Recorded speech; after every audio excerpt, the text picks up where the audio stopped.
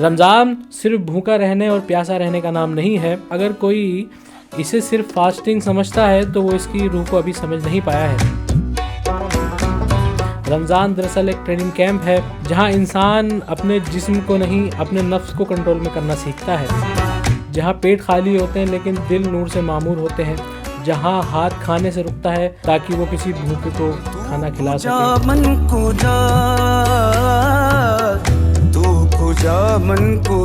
قرآن میں اللہ تعالیٰ کا ارشاد ہے، اے ایمان والو، تم پر روزے فرض کیے گئے جیسا کہ تم سے پہلے لوگوں پر کیے گئے تھے تاکہ تم پرہیزگار بن جاؤ. یعنی روزوں کا مقصد صبر نہیں بلکہ تقویٰ ہے، اللہ کی موجودگی اور اس کو احساس کرنے کا ایک نتیجہ ہے. رمضان ہمیں کیا سکھاتا ہے دوستو؟ رمضان ہمیں شکر سکھاتا ہے، رمضان ہمیں احساس سکھاتا ہے، رمضان ہمیں برابری سکھاتا ہے. ایک امیر بھی اسی وقت روزہ کھولتا ہے جب ایک غریب کھولتا ہے. سب ایک ہی صف میں کھڑے ہوتے ہیں، گویا کہ ایک ہی صف میں کھڑے ہو گئے محمود و ایاز. نہ کوئی بندہ رہا اور نہ کوئی بندہ نواز. یہ مہینہ ہمیں بتاتا ہے کہ انسان اگر چاہے تو اپنی عادتیں بدل سکتا ہے، اگر چاہے تو غصے کو کنٹرول کر سکتا ہے، اگر چاہے تو اپنے اندر کی برائیوں کو کم کر سکتا ہے. میڈیکل سائنس بھی آج انٹرمیٹنٹ فاسٹنگ کے فائدے گناتی ہے. ڈیٹاکسیفیکیشن، بہتر میٹابولزم اور سیل ریپیئرنگ کی بات کرتی ہے. لیکن رمضان کا ایک روزہ صرف جسم کی صفائی نہیں بلکہ روح کی صفائی بھی ہے. آج کے اس ایپیسوڈ میں آپ کا خیر مقدم ہے، ویلکم ہے، سواگت ہے. میں محمد سلمان رضا آپ ایک مرتبہ پھر حاضر ہیں آج کے اس خصوصی پروگرام میں جس کا نام ہے رمضان اسپیشل. اس پروگرام میں ہمارے ساتھ جڑ رہے ہیں مشہور اسلامک اسکالر مفتی ادریس رضا صاحب، جو کہ اتر پردیش کے مراد آباد شہر میں اپنی جو ہے خدمات انجام دے رہے ہیں اور سوشل میڈیا پر کافی ایکٹیو رہتے ہیں اور اسلامک کنٹینٹ کے حوالے سے ہم انہیں جانتے پہچانتے ہیں. حضرت بہت بہت خیر مقدم ہے آپ کا آج کے اس پروگرام میں. جی شکریہ، جزاک اللہ. حضرت آپ سے جاننا چاہوں گا روزے کا مقصد کیا ہے اور اس امت پر روزے کیوں فرض کیے گئے؟ کیا اس سے پہلے بھی روزے فرض دوسری امتوں پر تھے؟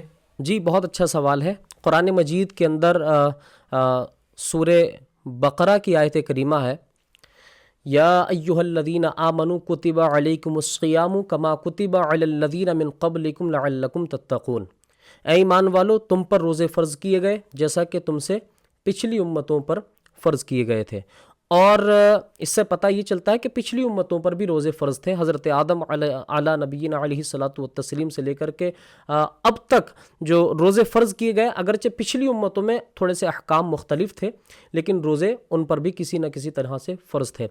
اور اس امت پر فرض کیے گئے تو اس کی جو وجہ ہے، اس کا جو مقصد ہے، حالانکہ یہ 2 ہجری میں روزے فرض کیے گئے امت مسلمہ پر، اور اس کا مقصد ہے لعلکم تتقون، تاکہ تم پرہیزگاری اختیار کرو، تاکہ تم تقوی اختیار کرو. ماشاءاللہ، بہت شکریہ. ایک سوال ہم اکثر بیشتر سنتے ہیں کہ بروز محشر روزے دار ایک خاص دروازے سے داخل ہوں گے جنت میں جس کو ریان کہا گیا ہے. اس کے بارے میں تھوڑی روشنی آپ ڈال دیں تو. جی ہاں، حدیث پاک کے مطابق جب رمضان المبارک آتا ہے تو جنت کے دروازوں کو کھول دیا جاتا ہے. تو جنت کے 8 دروازے ہیں اور ان 8 دروازوں میں سے ایک دروازے کا نام ریان ہے. اور سبحان اللہ، ماشاء اللہ، اس دروازے سے جو روزے دار ہوں گے وہی جنت کے اندر داخل ہوں گے. اچھا حضرت، یہ بتائیں جو لوگ رمضان کا ادب نہیں کرتے ہیں، ایک تو روزے نہیں رکھتے ہیں، پھر اوپر سے یہ کہ کھلم کھلا ان کا کھانا پینا رہتا ہے، تو اس کے حوالے سے کیا تلقین کریں گے؟ جی ہاں، اس کے حوالے سے میں ایک بہت دلچسپ اور بہت اچھی بات میں آپ کے ناظرین کو انفلٹرڈ آواز کے ذریعے سے بتانا چاہوں گا کہ ایک مجوسی تھا. وہ مجوسی جب بازار گیا، اس کا بیٹا ساتھ میں تھا، بازار لگا ہوا تھا، رمضان کا مبارک مہینہ چل رہا تھا. تو اس کے بیٹے نے سرے بازار کچھ کھا لیا. باپ نے، جو مجوسی تھا، اس نے بیٹے کے ایک تماچا رسید کیا اور کہا، کیا تجھے معلوم نہیں کہ رمضان کا مبارک مہینہ چل رہا ہے؟ یہ مسلمانوں کا مہینہ ہے اور اس میں وہ لوگ کھاتے پیتے نہیں ہیں. تو بیٹے نے جواب دیا کہ کھاتے پیتے تو آپ بھی ہیں. تو اس نے کہا، میں گھر میں چھپ کر کے کھاتا ہوں، اس لیے کیونکہ یہ رمضان کا ادب ہے کہ ہم مسلمانوں کے اس مہینے کا ادب کریں اور کھلم کھلا نہ کھائیں تاکہ روزے داروں کو تکلیف پہنچے. تو پھر اس نے یہ عمل کیا، رمضان کا ادب کیا. تو جب اس کا وصال ہوا تو کسی نیک بندے نے خواب میں دیکھا کہ وہ مرنے کے بعد جنت میں ٹہل رہا ہے. تو اس پر اس نے پوچھا کہ تم تو مجوسی تھے، پھر تم جنت میں کیسے داخل ہو گئے؟ تو وہاں پر وہ جواب دیتا ہے کہ مجھے اللہ رب العزت نے رمضان کا ادب کرنے کی برکت سے مرنے سے پہلے ایمان کی دولت عطا فرما دی، جس کی وجہ سے مجھے جنت کے اندر داخلہ مل گیا۔ تو اس سے ہمیں ایک سبق یہ ملتا ہے، پہلے تو یہ کہ ہم رمضان کے روزے ضرور رکھیں۔ اللہ نے یہ طاقت و قوت، یہ جسم و جسمانیت، یہ جو کچھ بھی عطا کیا ہے اس نے اپنے لیے عطا کیا ہے، اس کی عبادت کرنی چاہیے۔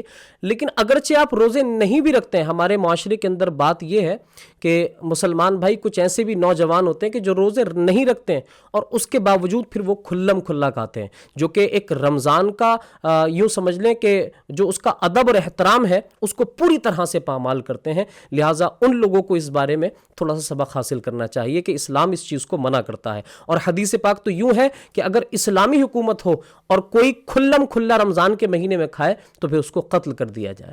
ایک سوال اور یہاں بہت ضروری پوچھنا چاہتا ہوں کہ روزے کی جزا کیا ہے؟ کیا حدیث میں، کیا سرکار دو عالم صلی اللہ علیہ وسلم سے یہ بات ظاہر ہے کہ روزے کی کیا جزا ہے، کیا اس کا ثواب ہے، کہ قرآن پاک سے تھوڑی اس پہ روشنی ڈال دیجیے۔ جی بالکل، اللہ کے نبی صلی اللہ تعالیٰ علیہ وسلم ارشاد فرماتے ہیں، حدیث قدسی ہے، الصوم لی وانا اجزی بہ، رب فرماتا ہے کہ روزہ میرے لیے ہے اور میں اس کی جزا دیتا ہوں۔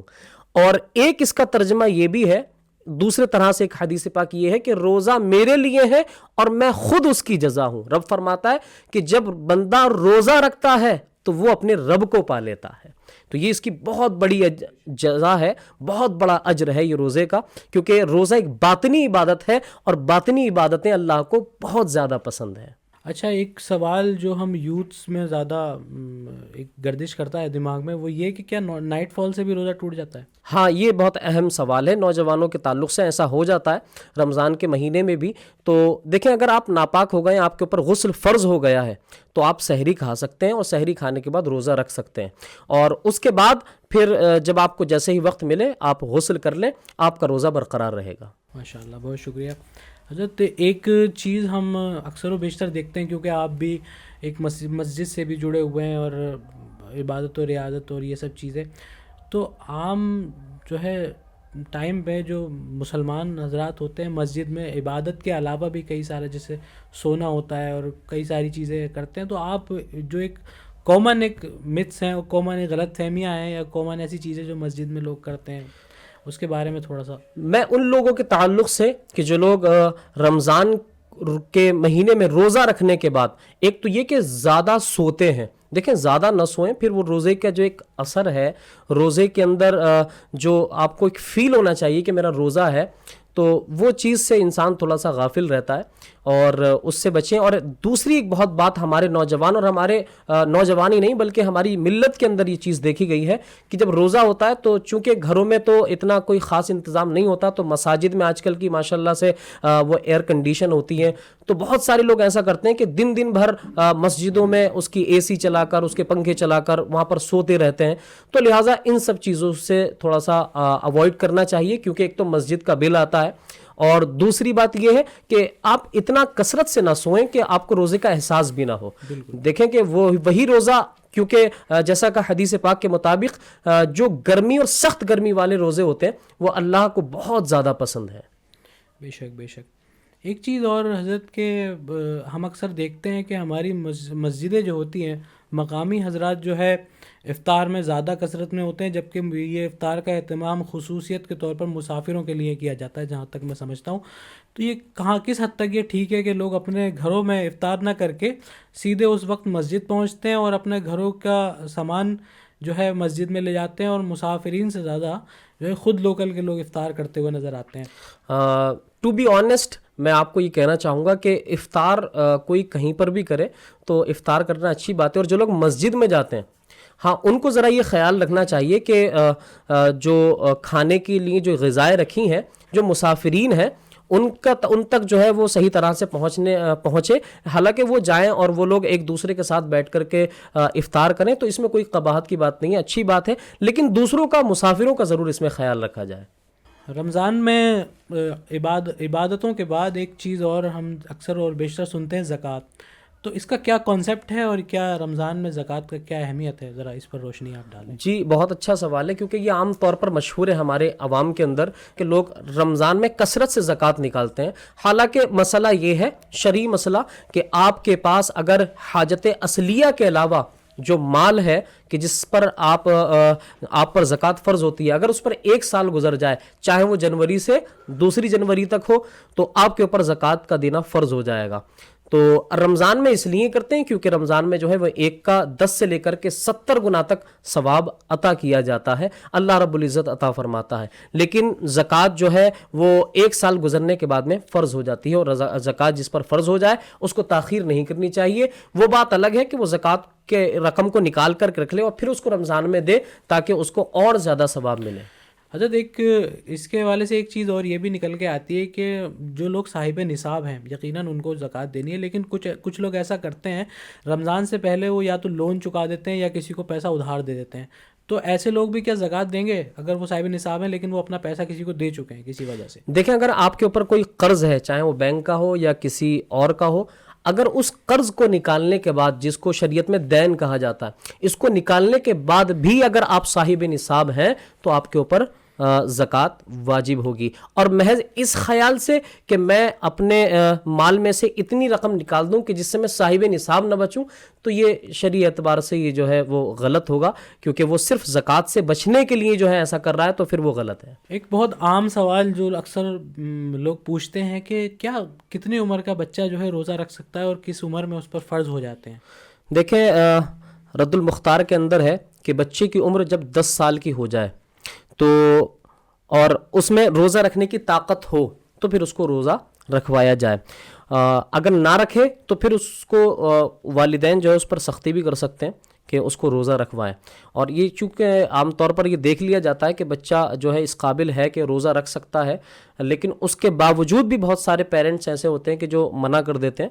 لیکن اگر بچے کے اندر اتنی ہمت اور طاقت و قوت ہے کہ وہ روزہ رکھ سکتا ہے تو پھر وہ اگر انڈر ایج ہے، جیسا کہ اس پہ روزے بھی فرض نہیں ہوئے، بالغ نہیں ہوا ہے، تو اور اگر اس سے روزہ پورا نہ ہو پھر وہ توڑ دے تو پھر اس کو قضا کا حکم نہیں دیا جائے گا.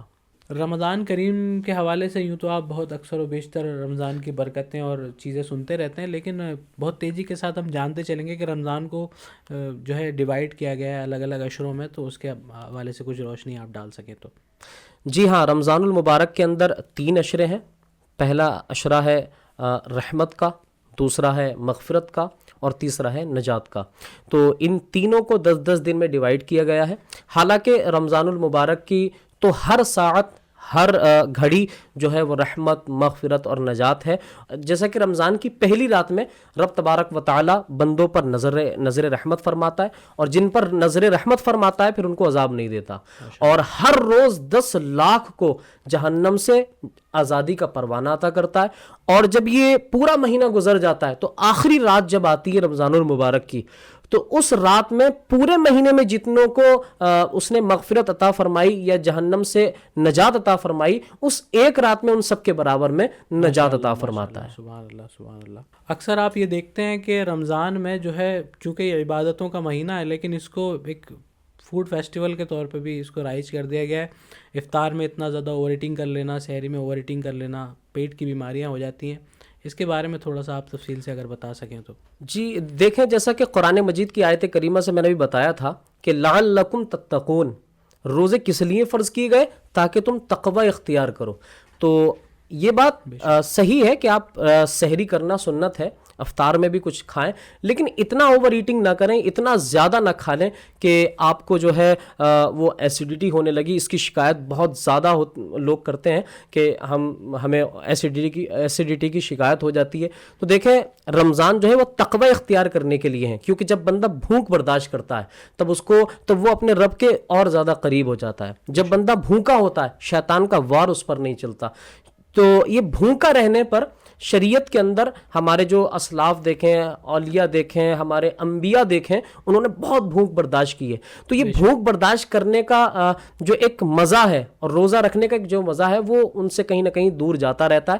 اور یہاں پر یہ ضرور بتایا گیا ہے کہ آپ ایک مہینہ بھوکے رہنے کا جو روٹین آپ کے پاس ہوگا تو آپ اگرچہ بہت بڑے جو ہے آپ کے پاس بہت غرور کرنے والا آدمی ہے، بہت طاقت و تکبر والا آدمی ہے، لیکن جب انسان بھوکا ہوتا ہے تو اس کا سارا نشہ جو ہے وہ ڈھیلا ہو جاتا ہے، اس کا سارا نشہ اتر جاتا ہے بھوک کی حالت میں.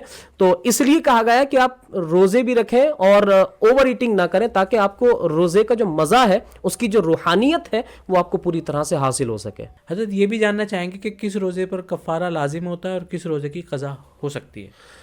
دیکھیں وہ روزہ کہ جو آپ نے رکھا اور بغیر کسی عذر شرعی کے آپ نے جو ہے وہ روزہ چھوڑ دیا یا توڑ دیا بغیر کسی عذر شرعی کے، تو پھر اس روزے کی قضا بھی ہوگی اور کفارہ بھی لازم ہوگا.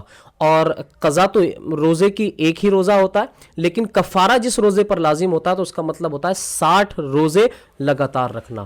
تو لہٰذا اگر کوئی بغیر کسی عذر شرعی کے روزے کو چھوڑ دیتا ہے تو پھر اس کے اوپر کفارہ اور قضا دونوں لازم ہے.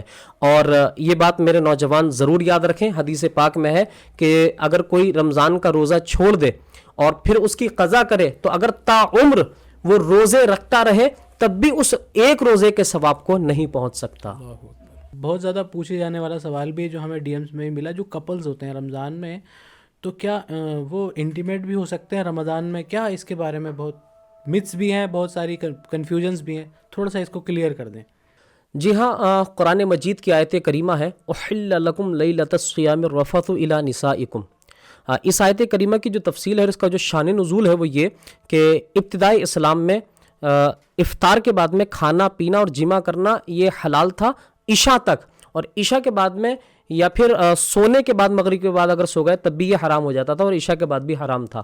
لیکن چونکہ جب صحابہ کرام کے سامنے یہ مسئلہ پیش آیا، رمضان المبارک کے ایام تھے، تو ان سے یہ عمل سرزد ہو گیا، جس کی وجہ سے وہ نادم ہوئے اور حضور کی بارگاہ میں حاضر ہوئے. جب حضور کی بارگاہ میں وہ حاضر ہوئے تب آیت کریمہ یہ نازل ہو گئی سورہ بقرہ کی احل لکم لیلۃ الصیام الرفث الی نسائکم، کہ تمہارے اوپر حلال ہے کہ رمضان کی راتوں میں تم اپنی عورتوں کے قریب جاؤ.